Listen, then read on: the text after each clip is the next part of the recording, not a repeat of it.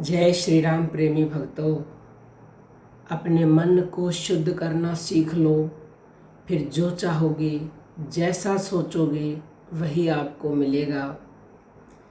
देखिए, ये मन ही बंधन और मोक्ष का कारण है। मन ही देवता, मन ही ईश्वर, मन से बड़ा ना कोई। मन को ही देवता बताया है, मन को ही ईश्वर बताया है, इससे बड़ा कोई नहीं है। लेकिन ये मन ही शत्रु भी है, ये मन ही बंधन का कारण भी है। कब तक ये शत्रु है, कब तक ये बंधन का कारण है, ये समझिएगा। और कब ये देवता और ईश्वर बनकर हमारी तमाम इच्छाएं पूरी कर देता है। जब तक ये अशुद्ध है, अपवित्र है, तब तक ये हमारा शत्रु है, ये बंधन का कारण है।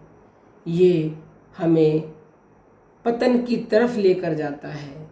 लेकिन जब यह मन शुद्ध हो जाता है, पवित्र हो जाता है, तो यह मन जिस चीज़ की भावना करता है उसी को प्राप्त कर लेता है।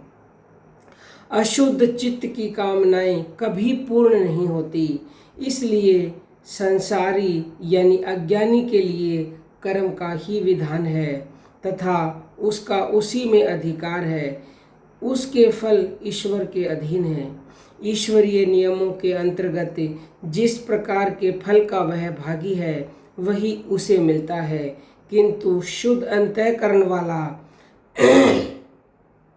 जैसी कामना, भावना यानी कि इच्छा करता है, वह अवश्य ही पूरी हो जाती है। यदि वह लोकों की कामना करता है, यदि उसे स्वर्ग लोक चाहिए, तो उसे वह भी प्राप्त हो जाता है।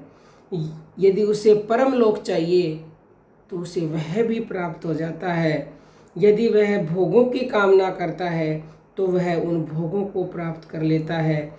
इसलिए ऐसा व्यक्ति जिसका अंतःकरण यानी कि जिसका मन शुद्ध हो गया है, उसे ऐश्वर्य प्राप्ति के लिए सबसे पहले आत्मज्ञान की प्राप्ति हेतु भोगों की कामना को छोड़कर आत्मज्ञान प्राप्ति की कामना करनी चाहिए। तथा इसके लिए ऐसे गुरु की आवश्यकता होती है जो स्वयं आत्मज्ञानी महात्मा है।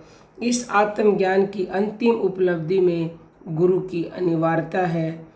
अतः ऐसे साधक को अहंकार का त्याग करके ऐसे महात्मा गुरु की सेवा पूजा करनी चाहिए, जिससे वह उसे तत्व बोध करा सके।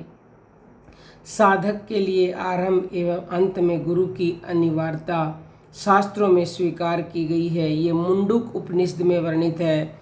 आरंभ में विधि पूर्वक साधना के लिए उसकी अनिवार्यता तथा अंत में आत्मबोध भी वही करवाता है। गुरु के बिना वह भटक जाता है।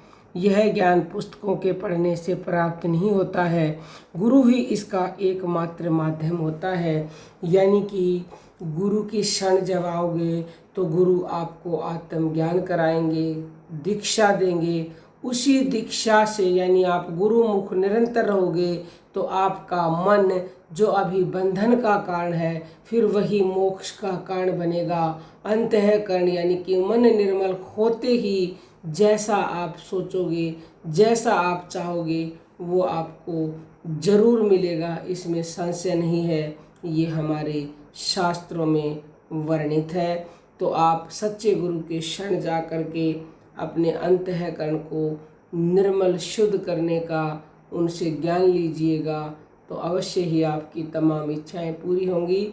अब हम अपनी वाणी को विराम देते हैं। सभी साधकों को प्रेम भरी जय जय श्री राम।